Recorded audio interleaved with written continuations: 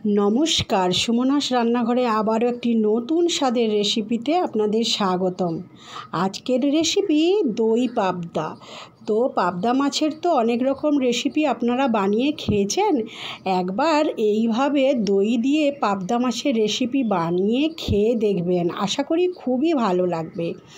তো বানিয়ে খেয়ে কেমন লাগলো আমাকে কমেন্ট করে জানাতে ভুলবেন না কিন্তু। আর যদি ভালো লেগে থাকে তাহলে লাইক, সাবস্ক্রাইব, কমেন্ট করে পাশে থাকতে ভুলবেন না। তো প্রথমে কিছুটা পরিমাণ পাবদা মাছকে ভালো করে কেটে ধুয়ে পরিষ্কার করে তারপর মাছে পরিমাণ মতো নুন, পরিমাণ মতো হলুদ গুঁড়ো দিয়ে ভালো করে মাছটার দুপিঠ উল্টে ভালো করে নুন হলুদ দিয়ে মেখে রেখে দেবেন 30 মিনিট। তারপর ওই মাছের ভেতরে নুন হলুদটা ভালো করে মাখা ঢুকে গেলে, নুনটা ভালো করে ঢুকে গেলে তারপর ওই পাবদা মাছে দেওয়ার জন্য একটা মশলা তৈরি করে নেবেন।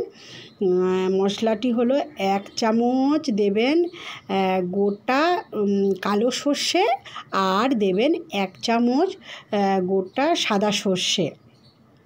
তারপর ওই 3-4টে লঙ্কা, আপনারা যেরকম ঝাল পছন্দ করেন সেরকমই দেবেন। আর দেবেন কিছুটা পরিমাণ কাজু, আর কিছু ওই 1.5 চামচ মতো পোস্ত আর দেবেন একটা বড় টমেটো। একটা বাটিতে কিছুটা পরিমাণ টক দই নেবেন, নিয়ে ওই টক দইটাকে ভালো করে ফেটিয়ে নেবেন, নিয়ে ওই মশলাটা একটা সুন্দর পেস্ট তৈরি করে নেবেন। তারপর গ্যাসে কড়াই বসিয়ে কড়াইতে পরিমাণ মতো সর্ষের তেল দিয়ে, আমি সর্ষের তেল দিয়েই করেছি, কেন পাবদা মাছের দই পাবদা সর্ষের তেল দিয়ে বানালে একটু বেশি ভালো লাগে। তো তারপর ওই তেলটা যখন গরম হয়ে যাবে, মাছগুলোকে 2 পিঠ উল্টে লাল করে ভেজে নেবেন। পুরো মাছটা ওই একইভাবে 2 পিঠ উল্টে লাল করে ভেজে নেবেন। তারপর কড়াইতে তেল দিয়ে ফোড়নে দেবেন শুকনো লঙ্কা আর কালো জিরে আর শুকনো লঙ্কা যখন ভাজা হয়ে যাবে ফোড়নটা, তারপর ওই যে বেটে রেখেছিলেন মশলাটা, ওই মশলাটা দিয়ে সব কিছু ভালো করে মিশিয়ে পরিমাণ মতো হলুদ গুঁড়ো দেবেন। তারপর দিয়ে ওই মশলাটা খুব সুন্দর করে ভাজা হলে দিয়ে দেবেন ফেটানো টক দই। আবারও টক দইয়ের সঙ্গে ভালো করে মশলাটা হালকা গ্যাসটা জ্বালিয়ে মশলাটা ভালো করে কষিয়ে নেবেন, কেন জোরে দিলে টক দইটা ফেটে যাবে।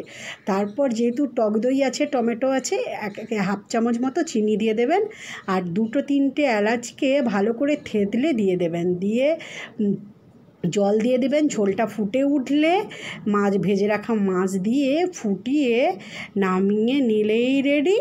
পাবদা মাছের ঝাল পরিমাণ মতো দিয়ে দেবেন, নুন দিয়ে আবারও কিছু সময় ফুটিয়ে নামিয়ে নেবেন। একবার এইভাবে বানিয়ে পাবদা মাছের রেসিপি বানিয়ে খেয়ে দেখবেন, আশা করি খুবই ভালো লাগবে।